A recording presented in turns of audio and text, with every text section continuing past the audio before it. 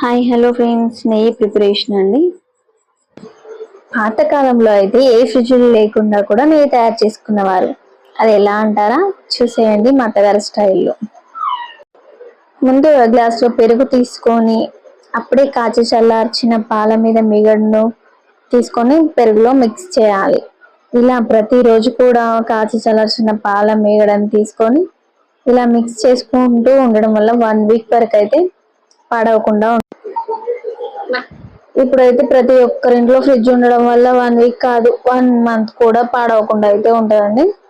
ఇదైతే every week ఒకసారి అయితే మనం నెయ్యి ప్రిపేర్ చేసుకోవాలి, లేదంటే కొంచెం స్మెల్ వచ్చే అవకాశాలు అయితే ఉంటాయి. నెయ్యి కూడా పూస పూసగా మంచి వాసనతో ఎక్కువ కాలం ఉండేటట్టు కొన్ని టిప్స్ అయితే ఈ వీడియోలో అయితే చెప్తాను.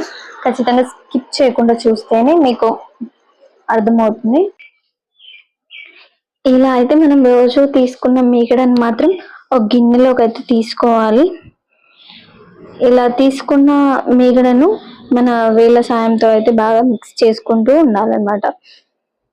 ఇప్పుడైతే మనకి మిక్సీలు, కవ్వాలు ప్రతి ఒక్కటి కూడా అందుబాటులో ఉన్నాయి. అప్పట్లో అయితే ఇవి లేకపోయాయి కదా, అందుకే ఇలా చేయితో అన్నమాట. చాలా చాలా మీగడ ఉంటేనేమో మీరు చూసి ఉంటారు, శ్రీకృష్ణుడికి సంబంధించిన ప్రతి మూవీలలో కూడా మనకు గోపికలు అలా చిలకడం అయితే చూస్తారు కదా, అలా చేసేవాళ్ళు. కానీ కొంచెం కొంచెం ఉన్నప్పుడు మాత్రం ఇలాగే చేసేవాళ్ళు అనమాట, చేయితో బాగా చిలకడం లాంటివి అలా అన్నమాట. కానీ ఇది తీసేటప్పుడు మాత్రం మామూలుగా నొప్పి ఉండదండి, చేతులు వేళ్ళు బాగా నొప్పి వస్తుంది. అయినా కూడా మా అత్తగారు ఇప్పటికీ ఇలాగే చేస్తారండి.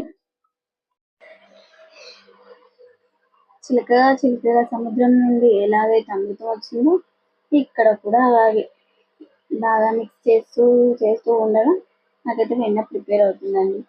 ఈ వెన్న కరెక్ట్ పర్ఫెక్ట్గా ఉందని ఎలా తెలిసిందంటే, అది చూడగానే మనకి క్రీమ్ లాగా అయితే స్మూత్గా తయారవుతుంది. అప్పుడు మనకు వెన్న ప్రిపేర్ అయిందని తెలుస్తుంది. ఇలా తయారైన వెన్నలో వాటర్ పోసుకొని 3 సార్లు అయితే కడుక్కోవాలి. అప్పుడే మనకి మంచి స్మెల్తో పాటు పాడవకుండా అయితే ఉంటుందండి. ఏ ఫ్రిడ్జ్లో పెట్టకుండా బయట పెట్టినా సరే మనకి పాడవదనమాట ఇలా కడగడం వల్ల. పాతకాలంలో అయితే ఈ వెన్ననైతే అన్నంలో వేసుకొని తినేవాళ్ళండి. చాలా అంటే చాలా రుచిగా ఉండేది. ఇప్పట్లో అయితే అసలు ఎవ్వరు వేసుకోవట్లేదు. ఇంకా ఈ వెన్నని చాలా చాలా రకాలుగా అయితే వాడేవారంట. ఇదైతే ఒక క్రీమ్ లాగా యూజ్ అయ్యేది అనమాట. ఇప్పుడైతే మనకి అనేక రకాల క్రీమ్స్ ఉన్నాయి, కానీ అప్పుడు దీన్ని క్రీమ్ లాగా యూజ్ చేసుకునేవారు. ఈ వింటర్లో పగుల్లోకి అయితే ఇదైతే చాలా బ్రహ్మాండంగా పనిచేసేది. ఇది పెదవులు పగిలినప్పుడు ఒక లిప్ బామ్ గా కూడా యూజ్ చేసేవారు అనమాట. మొత్తానికైతే ఇది ఒక మాయిశ్చరైజర్ లాగా అయితే వాడుకునే వాళ్ళు అనమాట. అంతేకాదండో, ఇది కాలినప్పుడు మాత్రం ఇంకా చాలా బాగా పనిచేస్తుందంట. అప్పుడు ప్రతి ఒక్కరు ఇంట్లో వెన్నని స్టోర్ చేసుకొని ఉండేవాళ్ళు కదా, కాలగానే కొంచెం వెన్న కాలిన ప్లేస్లో రాసి మాత్రం చాలా చల్లగా ఉండి తొందరగా తగ్గిపోయేదంట. మొత్తానికైతే వెన్న తయారైనట్టే. ఇదేంటి వెన్న ఇలా ఉంది, గట్టిగా ఉంటుంది కదా అనే డౌట్ రావచ్చు. అలా ఉండాలంటే మీరు కూల్ వాటర్ దీంట్లో పోసి ఒక 15 నిమిషాలు పక్కన పెడితే మీకు అలాగే తయారవుతుంది. ఇది జస్ట్ నార్మల్ వాటర్ వాడడం వల్ల ఇలా అయితే ఉంటుందండి. ఈ తయారైన వెన్నని ఫ్రిడ్జ్లో స్టోర్ చేసుకొని వాడొచ్చు, లేదంటే నెయ్యి కూడా ప్రిపేర్ చేయొచ్చు. అది ఎలా చేయాలో చూపిస్తాను చూడండి. ఒక గిన్నె తీసుకొని, నేనైతే ఇక్కడ పల్చని గిన్నె అయితే వాడుతున్నాను. కొంచెం మందం గిన్నె అయితే మాడిపోకుండా ఉంటుంది. కొంచెం మందపాటి గిన్నె తీసుకోండి. ఇలా తీసుకొని వేడి చేసుకోవాలి. ఈ ప్రాసెస్ అంతా చూసాక మీకు అనిపించింది కావచ్చు, అంత తలనొప్పి ఎందుకు, షాప్లో ఒక ప్యాకెట్ తీసుకొని వాడుకుంటే సరిపోద్ది కదా అనేసి. కానీ మన చేతితో మనం తయారు చేసుకొని తింటే ఆనందమే వేరు కదండి.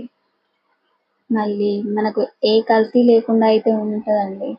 బయట దొరికే ప్యాకెట్స్లో అయితే ఏ పాలు, ఏ మిగడ, ఏ నెయ్యి లేకుండా అయితే ప్రిపేర్ చేస్తున్నారంట.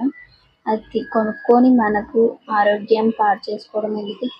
టైం ఉన్నప్పుడు ఇలా మన చేతితో మనం నెయ్యి ప్రిపేర్ చేసుకోవచ్చు కదా. ఆలోచించండి మరి. ఇది కాగేటప్పుడు 2 యాలకులు అయితే వేయండి. నెయ్యి స్మెల్ చాలా బాగుంటుంది.